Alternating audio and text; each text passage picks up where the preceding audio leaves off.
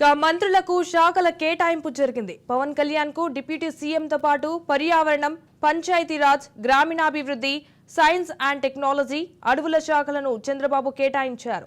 నారా లోకేష్ కు మానవ వనరులు, IT, electronic and communication, real time governance, RTG బాధ్యతలు అప్పగించారు.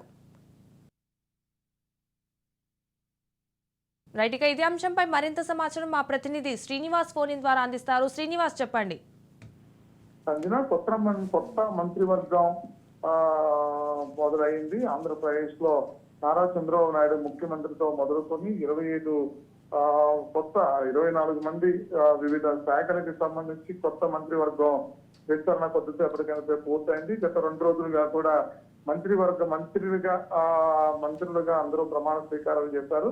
వాళ్ళకి ఆ శాఖల్ని అప్పచెప్పాల్సిందే. ఇది గత రాత్రే ఎవరికి ఏ శాఖ అనేది డిసైడ్ చేస్తారని చెప్పి అనుకున్నారు. కానీ కొద్దిగా ఆలస్యమైనప్పుడు కూడా పూర్తి స్థాయిలో నారా చంద్రబాబు నాయుడు దగ్గర నుంచి అదేవిధంగా కింజవరపు కొడిదెల పవన్ కళ్యాణ్, నారా లోకేష్, కింజవరపు అచ్చెన్నాయుడు, కొల్లు రవీంద్ర, నాదెండ్ల మనోహర్, జనసేనలో ఉన్నటువంటి ముగ్గురికి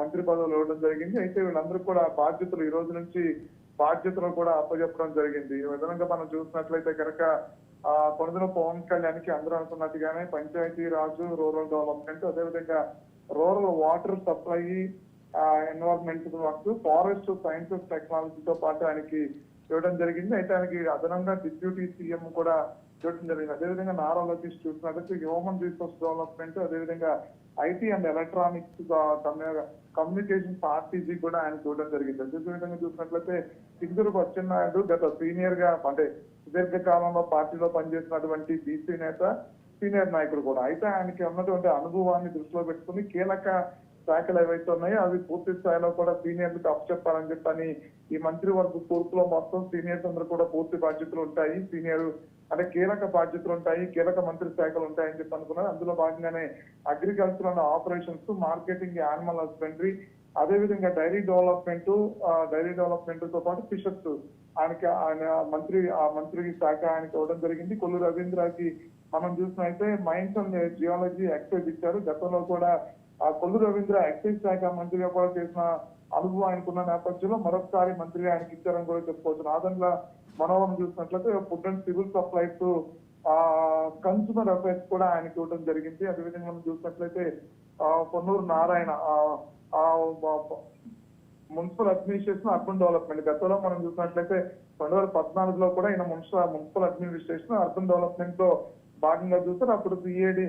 ఇప్పుడున్నటువంటి సిఆర్డీఏ వ్యవస్థ ఏదైతే ఉందో అప్పుడున్న సిఆర్డీఏ వ్యవస్థను కూడా ఆయన తీసుకురావడం జరిగింది. సిఆర్డీఏ వ్యవస్థలో భాగంగా అమరావతి డెవలప్మెంట్ కార్పొరేషన్ కూడా అప్పుడు ఆయనే చూసినటువంటి పరిస్థితులు. మరొకసారి ఆయనకి అనుభవం ఉన్నటువంటి మరొకసారి నారాయణకి ఆ పదవినిచ్చి కూడా ఏదైతే ఆ మంత్రిత్వ శాఖని ఇవ్వడం కూడా గత అనుభవాన్ని దృష్టిలో పెట్టుకుని మరొకసారి ఆయన ఇవ్వడం జరిగింది. అనిత వంగలపూడి కూడా ఈమె కొత్తగా మంత్రివర్గ క్యాబినెట్ లో రావడం జరిగింది. హోమ్ అఫైర్స్, రిసోర్స్ మేనేజ్మెంట్, అంటే మామూలుగా హోమ్ అఫైర్స్ లో గతంలో మనం చూసినట్లయితే హోమ్ శాఖ, రిసోర్స్ మేనేజ్మెంట్ కూడా ఒకరికి శాఖలు ఇచ్చింది గత ప్రభుత్వం ఇవ్వడం జరిగింది. అయితే ఇప్పుడు వంగలపూడి అనితకి కీలకమైన బాధ్యతలు ఇచ్చారని చెప్పుకోవచ్చు. హోమ్ అఫైర్స్ కావచ్చు, అదేవిధంగా రిసోర్స్ మేనేజ్మెంట్, ఏపీ విపత్తులకు సంబంధించినటువంటి శాఖ కూడా ఆమెకు ఇచ్చినటువంటి సత్యకుమార్ యాదవ్ బీజేపీ నుంచి సీనియర్ నాయకుడు ఉన్నాడు, బీజేపీలో కీలకమైనటువంటి వ్యక్తిగా కూడా ఉన్నారు. హెల్త్ అండ్ ఫ్యామిలీ వెల్ఫేర్స్, అదేవిధంగా మెడికల్ ఎడ్యుకేషన్స్, అంటే గతంలో బీజేపీలో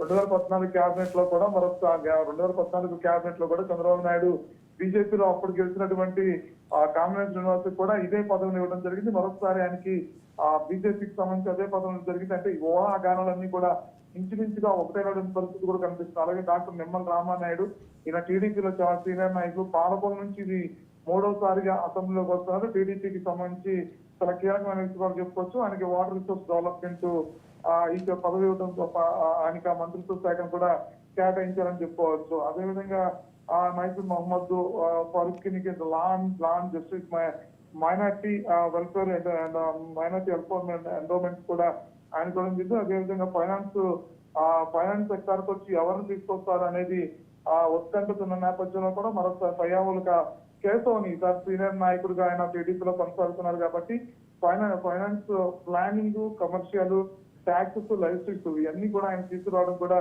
సో ఆయనకి అంటే గతంలో మనం చూసినట్లయితే గత టీడీపీ హయాంలో సీనియర్ నాయకులు ఉన్నటువంటి అప్పుడు యనమల రామకృష్ణుడు ఫైనాన్స్ మినిస్టర్ గా ఆయన ఇప్పుడు కంటిన్యూగా ఫైనాన్స్ మినిస్టర్ గా ఉన్నాడు. ఆ తర్వాత వైసీపీ అధికారంలోకి వచ్చిన తర్వాత రాజేంద్రనాథ్ రెడ్డి ఫైనాన్స్ మినిస్టర్ గా ఉన్నారు. అయితే ఈసారి పయ్యావల్ కేసుని ఫైనాన్స్ మినిస్టర్ గా తీసుకొస్తారని చెప్పిన ఊహాగానాన్ని ఇప్పించి అది ఇంచుమించుగా అది వాస్తవం అంటూ కూడా ఈ రోజు ఫైనాన్స్ ప్లానింగ్ అని కూడా జరిగింది.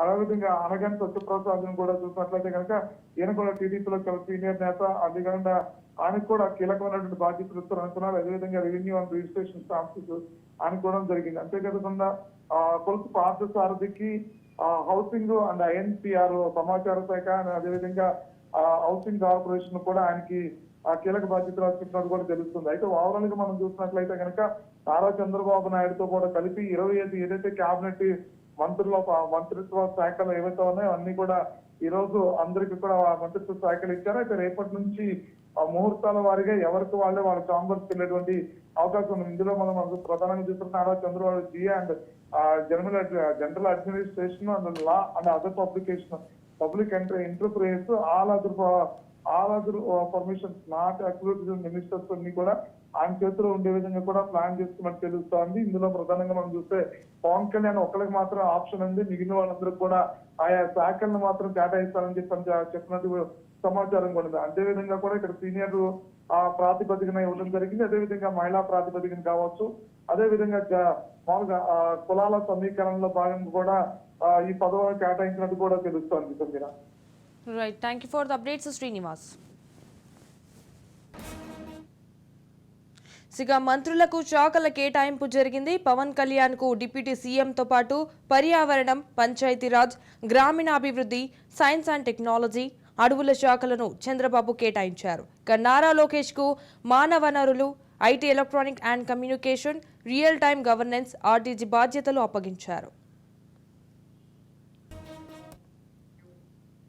ఇక ఆనం రామనారాయణ రెడ్డి దేవాదాయ శాఖ అండ్ పయ్యావుల కేశవ్కి ఆర్థిక, ప్రణాళిక, వాణిజ్య, పన్నులు అండ్ అసెంబ్లీ వ్యవహారాలు ఇచ్చారన్నట్టుగా తెలుస్తోంది. అనగాని సత్యప్రసాద్ కి revenue, registration and stamps, Kolusu